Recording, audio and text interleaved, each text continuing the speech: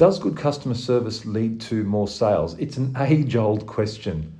Here's an example from a client that might make the point that I've been making on quite a few videos.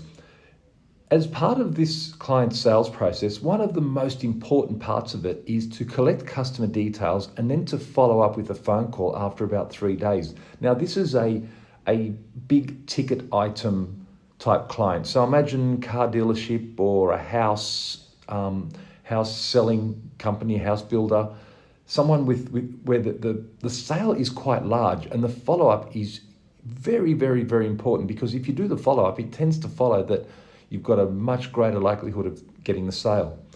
So what they did was that they measured the customer service of their salespeople by doing post-interview calls, and they'd call them up and ask them, well, what did you think of the service you got when you visited our showroom? And the answer was invariably super high, and I'm talking about 8.7 out of 10 on average. So they loved these people. But here's the problem. Only 32% of those customers ever received a follow-up call. Now, when you ask a customer whether they got good service, they'll rate the service based on the experience they had, which is all you're asking them to do. You know, was the person polite? Were they attentive? Did they present well? All of those things come into the mix that you put together in your score of a person's service that they've given to you.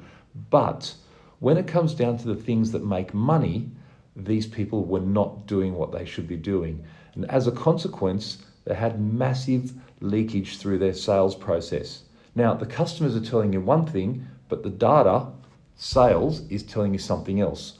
The gap can only be bridged by measuring whether those specific activities relating to the sale took place. Customer service measurements, especially customer surveys, just don't cut it. They won't do it for you. So that's where my industry of mystery shopping still, and it's having a resurgence in this, because companies are starting to see the gap between what the customer's telling them through Net Promoter Score surveys and things like that, and their actual sales growth.